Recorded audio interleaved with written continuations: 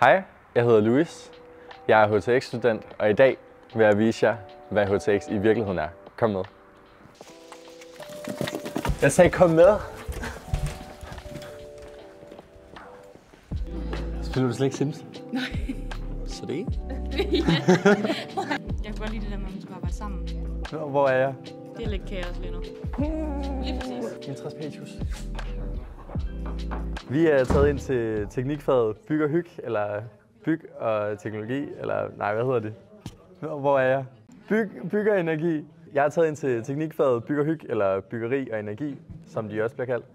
Og ja, for at se, om de virkelig hygger, eller hvad de har gang i. Hvad laver I? Vi sidder i gang med at lave en principsnit af et hus til et ældrebolig, som vi er i gang med at bygge. Ja, så ja, I sidder og leger arkitekter? Ja, faktisk talt. Ja. Er det noget, I sådan drømmer om at blive, måske? Det ved jeg ikke, der har jeg ikke lige besluttet mig for endnu. Så langt der er ikke lige noget i mine livsbeslutninger, men altså, det er da i hvert fald en god måde, man kan sådan komme ind og se, om det kan være noget for en. Det er meget sjovt. Vi har været ude og mure indtil videre, og så er vi så i gang med det her. Ja. Så det har egentlig været en meget sjov oplevelse indtil videre. Så I sidder både og tegner I ude og mure op? Og alt. Ja, vi var ude og mure først, og nu sidder vi så og tegner det her bagefter. Ja. Ej, wow, der er mange. Ja, det er lidt kaos lige nu. Hvorfor valgte du byggeri og teknologi? Det valgte jeg, fordi at det er kendt som Byg og Hyg. Have noget lidt nemmere. Hygger I så? Ja, det gør vi. Vi holder en pauser en gang imellem og snakker meget. Nice. Hvorfor valgte du HTX? Det gjorde jeg, fordi at, jeg kunne godt lide det der med, at man skulle arbejde sammen. Ikke man bare sad. Og så er jeg ikke så god til de sproglige fag, så naturfagene passede bedre til mig. Hvad vil du gerne lave bagefter? Det ved jeg ikke. Nej. Så det er også derfor, jeg har valgt matematik, fordi det åbner mange muligheder. Ja. Spiller du slet ikke Sims? Nej. Det er svært at arbejde med. Jeg spiller skide meget Sims. Ja. Jeg tror, du vil være god til det. Tror du? Det er i hvert fald en flot firkant, du har lavet. Jeg prøver på at lave en hældning, men jeg ved ikke, hvordan man gør. Har du spillet Sims? Om jeg har spillet Sims? Ja. Meget kort. Det er der altså ikke nogen, der har. Jeg har spillet det sådan der 4.000 timer. Altså. Og du kender jo godt det her. Nej. Gør du ikke? Nej. Hvad skal du efter? Jeg skal have en masse sabbatår, og så skal jeg nok læse videre på universitetet. Måske noget med biologi. Jeg ved det ikke helt endnu. Ja. Jeg er ikke lige klar over det. Så det? Du må ikke komme ind. Hallo. Go Louis, go Louis, go Louis, go Louis, go Louis, go Louis. Yay! Kom jeg til at se sådan der ud, når vi er færdige? Nej, du må gerne beholde hovedet på. Okay, thank you.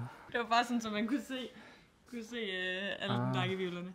Ja, vi skal nemlig til at snakke nu. Lige præcis. Ja, i hvilket fag? I krop og sundhed. Ja, hvad er krop og sundhed for et fag? Jamen, det er et fag, hvor at vi arbejder meget ind med en case, eller får en opgave, hvor at vi så, det er meget, ja, som med kroppen, i og med, at det hedder krop og sundhed, men der er også lidt med nogle levnedsmidler, hvordan det kan påvirke kroppen. Og så lige nu, der har vi med muskulaturen, hvordan man kan lave en træningsprogram til det. Ja, så meget med at optimere og forbedre kroppen. Hvorfor har du valgt det?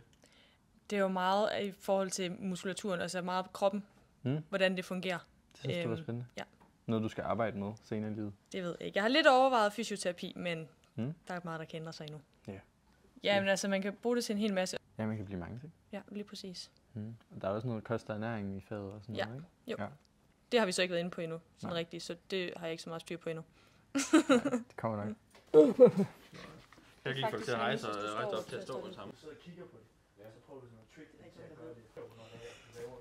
Fordi så sætter vi elektroderne i plastikker. Uha. Ja. Så vi ser, om du kommer levende herfra. Det er helt Bare mit hoved ikke falder af.